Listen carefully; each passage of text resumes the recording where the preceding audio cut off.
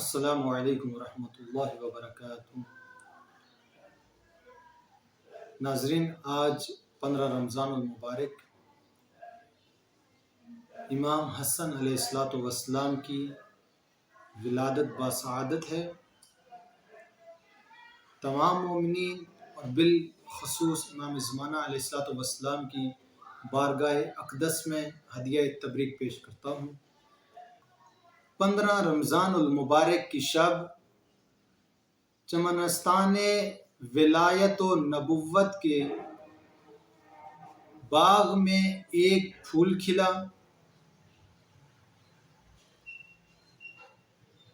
ام فضل کہتی ہیں کہ ایک رات میں نے خواب دیکھا کہ حضور صلی اللہ علیہ وآلہ وسلم کے جسم کا ایک ٹکڑا میرے گھر میں آتا ہے۔ میں نے وہ خواب حضور صلی اللہ علیہ وآلہ وسلم سے بیان کیا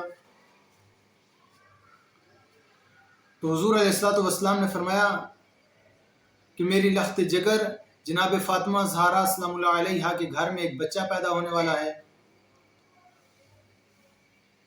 اور جب امام حسن علیہ السلام کی ولادت ہو چکی تو اب نام رکھنے کی باری آئی۔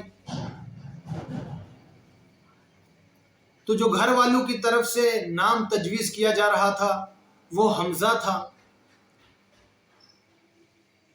لیکن بحکم خدا حضور صلی اللہ علیہ وآلہ وسلم کو نے آپ کا نام حضرت موسیٰ علیہ السلام کے وصی حضرت ہارون علیہ السلام کے بیٹوں پہ شبر و شبیر رکھا، جس کا عربی میں اگر ترجمہ کیا جائے تو حسن و حسین بنتا ہے۔ اور روایت میں ہے کہ جب امام حسن علیہ السلام کی ولادت ہوئی تو جناب جبریل امین ایک سفید ریشمی کپڑے میں لکھا ہوا ایک نام حضور علیہ السلام کے حوالے کرتے ہیں، جس پہ لکھا ہوا ہے حسن، یعنی امام حسن علیہ السلام کا، بلکہ ان ہستیوں کا جو نام بھی تجویز ہوتا ہے وہ خداوند متعال کی طرف سے ہوتا ہے، تو نام حسن رکھا گیا۔ اور حضور صلی اللہ علیہ وآلہ وسلم نے جو سب سے پہلے گھٹی دی وہ اپنی زبان مبارک امام حسن علیہ السلام کے دہن مبارک پہ دی۔ آپ نے حضور صلی اللہ علیہ وآلہ وسلم کی زبان کو چوسا،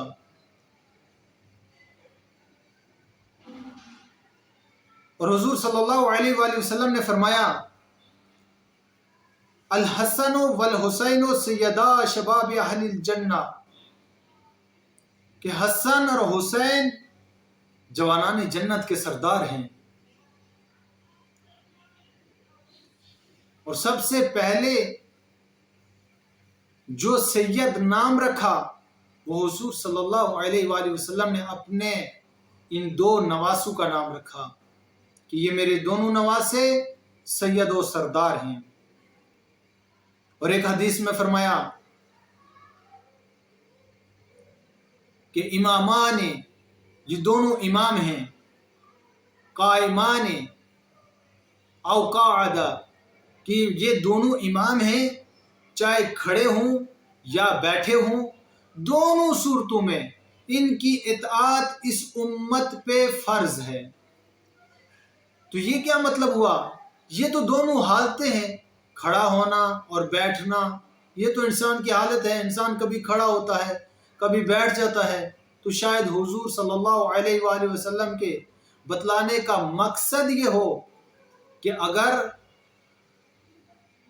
حسن سولو کر کے بیٹھ جائے تب بھی آپ پہ حسن کی اطاعت کرنا واجب ہے، اور اگر حسین تلوار لے کے قیام کرے تو تب بھی تم پہ حسین کی اطاعت کرنا واجب ہے۔ تو معلوم یہ ہوا کہ ہم پہ حسن اور حسین علیہ السلام کی اطاعت کرنا واجب ہے۔ اگر ہم ان کی اطاعت اور پیروی نہیں کریں گے تو گویا ہم نے حضور صلی اللہ علیہ وآلہ وسلم کے اس ارشاد کو ٹھکرا دیا ہے، اور اگر ہم نے ان کے اس ارشاد کو ٹھکرا دیا ہے تو گویا ہم نے اپنی اس زندگی کو بھی برباد کر دیا ہے اور آخرت کو بھی برباد کر دیا ہے۔ خداوند متعال سے دعا ہے کہ خداوند متعال ہمیں صحیح معنوں میں ان کی سیرت پہ عمل کرنے کی توفیق عطا فرمائے۔ وآخر دعوانا ان الحمد للہ رب العالمین۔